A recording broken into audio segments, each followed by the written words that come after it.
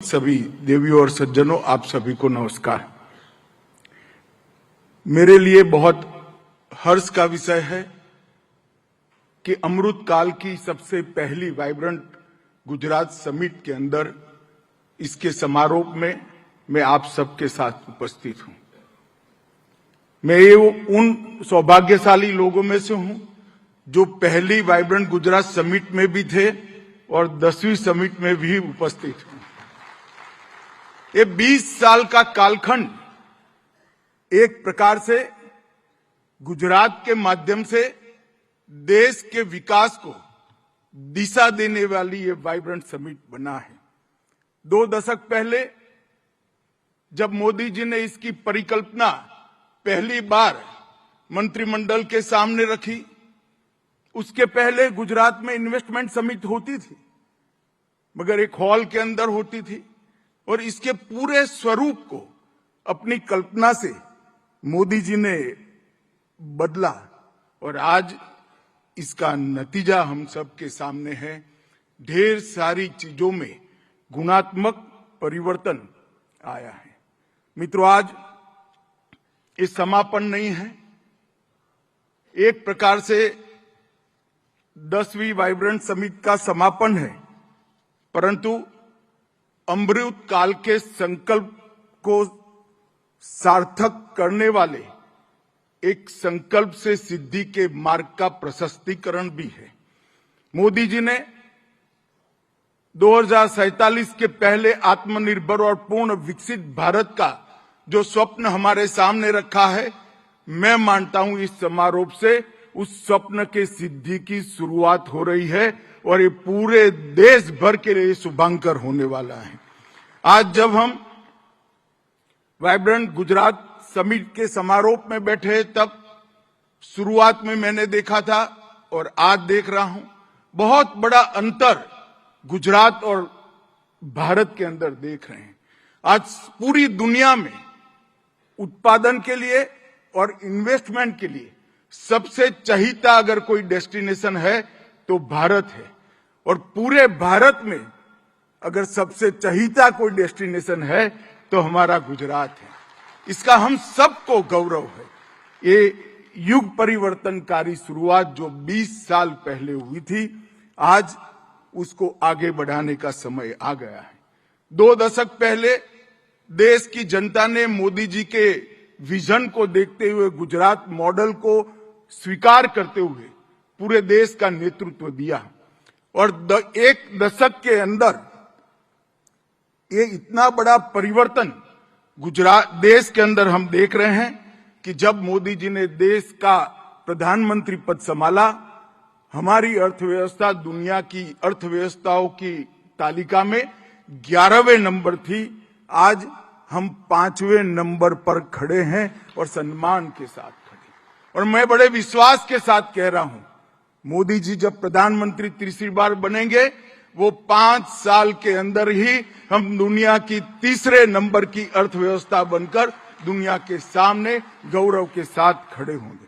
मोदी जी की 3री टर्म में ही हम देख पाएंगे कि दुनिया की 3रे नंबर की अर्थव्यवस्था देखते देखते भारत 15 साल के कालखंड के अंदर बन गया। अभी अभी G20 में भारत की अध्यक्षता में one earth, one family, one future के नारे को पूरी दुनिया ने न केवल सहारा आत्मसात कर यहां से गए। वेदों का, उपनिषदों का, वसुधैव कुटुंबकम का ये श्लोक आज पूरी दुनिया के लिए गाइड करने वाला एक मंत्र बना है। ये हर भारतीय के लिए गौरव का विषय है। मित्रों, आज भारत विश्व मित्र बनकर उभरा है। आज एक प्रकार से देखें तो 12 जनवरी है, विवेकानंद जयंती है, और विवेकानंद ही थे जिन्होंने कई सदियों से विदेशी आक्रमण से क्षत विक्षत हुए भारत के आत्मविश्वास को बल दिया था, युवाओं में आत्मविश्वास भरा था, और उसी की नींव पर आज महान भारत की रचना होने जा रही है। मैं मानता हूं कि आज ग्लोबल समिट के जो 20 साल समाप्त हुए और इसकी समारोह समारंभ में भी पीछे मुड़कर देखते हैं तो वाइब्रेंट गुजरात समिट ने आइडियाज को प्लेटफॉर्म दिया है, इनोवेशन को प्लेटफॉर्म दिया है और इन्वेस्टमेंट को धरती पर उतारने का काम किया है, जिससे न केवल गुजरात पूरे देश के अर्थतंत्र और पूरे देश की इकोनॉमी में फायदा हुआ है। वाइब्रेंट गुजरात के मॉडल को देश के कई राज्यों ने अपने यहां स्वीकार किया, आगे बढ़ाया और पूरे देश के कई राज्य इंडस्ट्रियल डेवलपमेंट के लिए इसी मॉडल पर आगे चले हैं।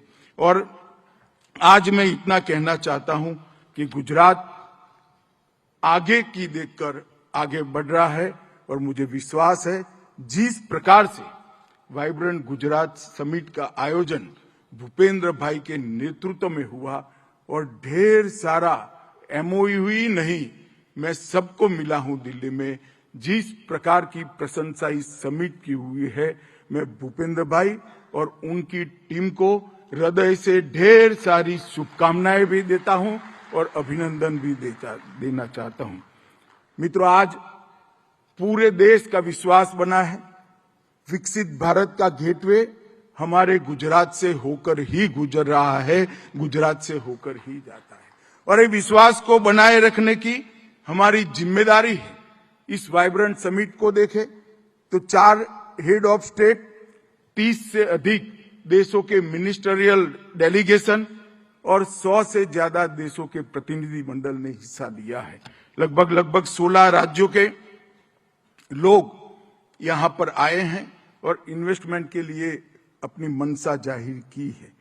आज ये 20 साल के कालखंड में देखें तो 2007 में मोदी जी ने जिसको शुरू किया था, गिफ्ट सिटी की कल्पना आज धरती पर उतरकर वास्तविकता बन चुकी है।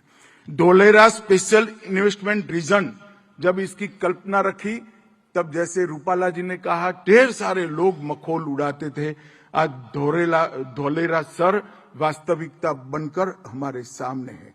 मांडल बेचराजी में सबसे बड़ा ऑटोमोबाइल हब बन चुका है। दहेज में रसायन और पेट्रोकेमिकल के मैन्युफैक्चरिंग के लिए भारत का पहला निवेश क्षेत्र बन चुका है।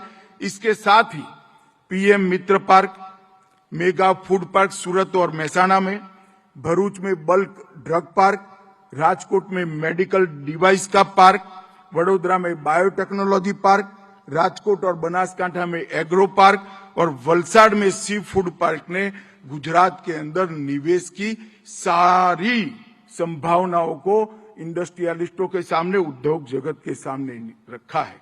और मुझे विश्वास है जिस प्रकार का पॉलिसी ड्रिवन स्टेट का कल्चर मोदी जी बनाकर गए हैं और भूपेंद्र भाई इसको आगे बढ़ा रहे हैं, दुनिया भर के निवेशक निवेश करने के लिए गुजरात और भारत को पसंद करेंगे और ये सारे इंफ्रास्ट्रक्चर का मैक्सिमम उपयोग भारत को आगे बढ़ाने में होगा।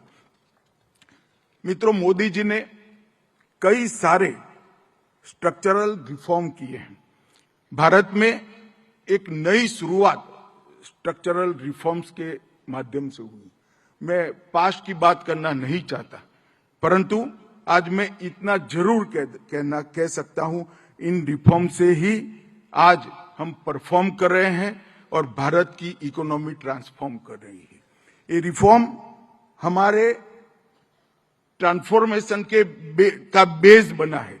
Self confident, self reliant Bharat की कल्पना जो मोदी जी ने हमारे सामने रखी है, इसको हम सिद्ध करेंगे। 10 साल के पहले फ्रेगाइल 5 इकोनॉमी में हम गिने जाते थे, अब टॉप 5 इकोनॉमी में हमारा स्थान आ चुका है। वैश्विक मानचित्र पर हमें डार्क स्पॉट माना जाता था, आज वाइब्रेंट स्पॉट माना जाता है। और एक साइलेंट प्रधानमंत्री से विजनरी और वाइब्रेंट प्रधानमंत्री तक की यात्रा ये 10 साल में देश ने पूरी की है। पिछले 9 साल के अंदर मोदी जी के नेतृत्व में राजनीतिक स्थिरता, भ्रष्टाचार मुक्त शासन, जन कल्याण की नीतियां, इन्वेस्टमेंट फ्रेंडली एजेंडा और शांतिपूर्ण माहौल देश के अंदर दिया है, जिसने देश की इकोनॉमी को गति देने का काम किया है। 25 से ज्यादा नीतियां हमारे अर्थतंत्र को गति देने के लिए बनाई गई। एक जमाने में ऐसा कहा जाता था 2004 से 2014 के बीच में कि गवर्नमेंट को पॉलिसी पैरालिसिस हो गया है। इसकी जगह 10 साल के कालखंड में 25 पॉलिसीज अलग अलग प्रकार की बनाकर आज देश को आर्थिक विकास के रास्ते पर ले जाने का काम मोदी जी ने किया है। मित्रों, आज मेरे सामने इंडस्ट्री जगत के लोग बैठे हैं, इनको एक बात कहना चाहता हूं। मोदी जी ने अपने विजन के साथ आने वाले दिनों में जो फ्यूचर की इकोनॉमी के पिलर्स बनने वाले हैं, इस सभी क्षेत्रों के अंदर भारत अभी से पायोनियर बने, इसके लिए शुरुआत की है। चाहे इलेक्ट्रिकल व्हीकल की बात हो, चाहे बैटरी की बात हो, चाहे ग्रीन ग्रोथ की बात हो, ग्रीन हाइड्रोजन, बायोफ्यूल और ethanol, space sector, digital public infrastructure, fintech sector और सेमीकंडक्टर मैन्युफैक्चरिंग। ढेर सारी आने वाले दिनों में जो इंडस्ट्री दुनिया की इकोनॉमी को ड्राइव करने वाली है, भारत आज इसमें पायोनियर बनकर उभर रहा है। और मैं आपको विश्वास दिलाना चाहता हूं, भूपेंद्र भाई के नेतृत्व में, मोदी जी के मार्गदर्शन में गुजरात ने भारत सरकार की ये सभी पॉलिसी को जमीन पर उतारने का एक बहुत अच्छा माहौल बनाया है, जिसका देश और गुजरात दोनों को फायदा होने वाला है। मित्रों, मैं आज अभी मनोज सिन्हा जी ने नई एजुकेशन पॉलिसी की बात करी थी। मैं इंडस्ट्री जगत के सभी लोगों को कहना चाहता हूं कि आने वाले दिनों में हेल्थ सेक्टर और एजुकेशन सेक्टर, ये दोनों सेक्टर में भारत दुनिया में सबसे आगे निकल जाए, इस प्रकार का फाउंडेशन हमारी पॉलिसी में डालने का काम मोदी जी ने किया है। और जो नई शिक्षा नीति हमने बनाई है, शिक्षा नीति में देखते देखते 10 साल के अंदर ही भारत पूरे विश्व का शिक्षा का हब फिर से एक बार बनेगा। इस प्रकार की सारी संभावनाओं को मैं बहुत स्पष्ट रूप से देख रहा हूं। प्रोडक्शन लिंक्ड इंसेंटिव लगभग 14 प्रमुख सेक्टर्स के अंदर पीएलआई के माध्यम से इन्वेस्टमेंट की बहुत सारी संभावनाओं को भारत सरकार ने सृजित किया है। मैं कुछ जिक्र जरूर करना चाहूंगा। Electrical vehicle, battery, green growth strategy, इसके लिए हमने लगभग 125 गीगावाट की रिन्यूएबल ऊर्जा की क्षमता